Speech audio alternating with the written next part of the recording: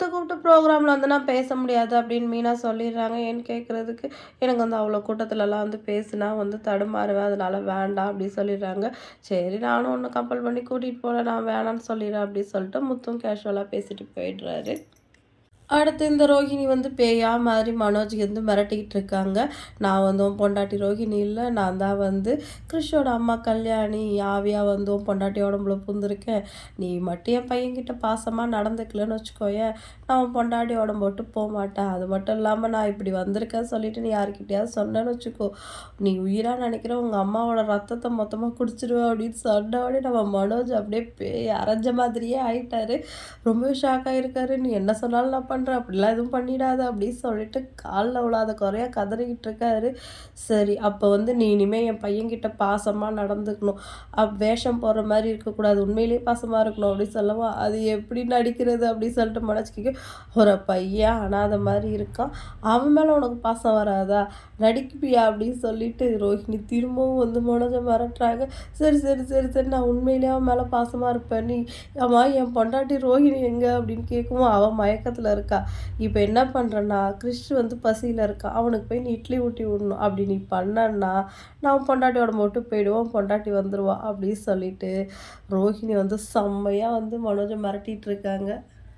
கரப்பாம்பூச்சின்னு சொல்லியிருந்தாலே மனோஜ் மிரண்டு இருப்பார். இதில் பேயின்னு சொன்னால் சும்மா இருப்பாரா? உடனே போய் உக்காந்துருக்கிற கிருஷ்ண கடகடன்னு கூட்டிகிட்டு போய் இட்லிலாம் வச்சு ஊட்டி விட்றாரு. மீனா பரிமாறவான்னு கேட்டதுக்கு கூட வேணாம் அப்படின்னு சொல்லிட்டு அவரே வச்சு ஊட்டிகிட்டு இருக்காரு. மீனாக்கு வர ஒரே பெருமை, ஏதோ பெரிய சாதனை பண்ணிட்டோம் அப்படின்னு சொல்லிட்டு ரோஹிணி மீனாவும் சந்தோஷமாக அந்த கண்கொள்ளா காட்சியை பார்த்துட்டு இருக்காங்க.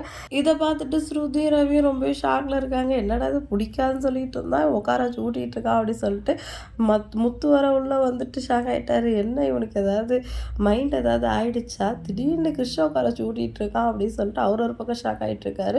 இப்போ விஜயா வந்து உள்ளே வந்தவொடனே, ஏய் என்னடா பண்ணிட்டு இருக்க, இவனுக்கு ஏன்டா நீ ஊட்டி விட்டுட்ருக்க அப்படின்னு சொல்ல, பாமா உட்காந்துருந்தாமா அதான் ஊட்டி விட்டுட்ருக்கேன் அப்படின்னு சொல்லிட்டு சொல்கிறாரு. அதுக்கப்புறம் அவங்க திட்டம் உண்மையை சொல்ல வராரு. ஆஹா, பேய் சொன்னது ஞாபகம் வருது. நீ உண்மை யாருக்கிட்டேயா சொன்னா அவங்க அம்மா ரத்தத்தை குடிச்சிடுவ சொல்லிட்டு பேசாமல் இருங்கம்மா, உங்களுக்கு ஏதாவது ஆகிட போகுது அப்படின்னு சொன்ன உடனே விஜயா வர ஒரு பக்கம் பதட்டமாயிட்டாங்க. டேய் என்னதான்டா, ஏன் தாண்டா அப்படி பண்ணிட்டு இருக்கேன்னா, இல்லை ஒரு ஜோசிக்கார் சொன்னார் இந்த மாதிரி பசங்களுக்கு சாப்பாடு ஊட்டி விட்டா பிஸ்னஸ் நல்லா நடக்கும் அப்படின்னு சொல்லிட்டு. டேய் நீ உண்மையிலேயே பைத்தியமாடா?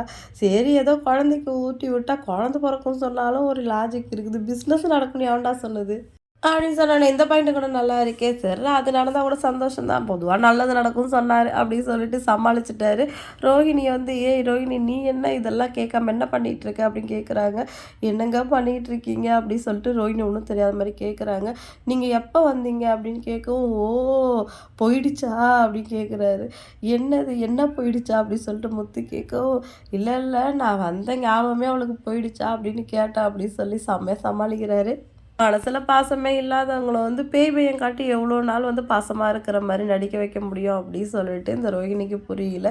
எல்லா விஷயத்துலையும் பொய் சொல்லி அவங்களோட பிரச்சனையை வந்து வளர்த்துக்கிட்டு தான் போகிறாங்க. கடைசியில் ஒன்று பண்ண போகிறாங்க, அது மட்டும் தெரிஞ்சிருச்சு. எனக்கு எல்லா ஐடியாவும் கொடுத்தது மீனா தான் சொல்ல போகிறாங்க. அடுத்த எபிசோடில் மீட் பண்ணலாம். டாட்டா பாய்.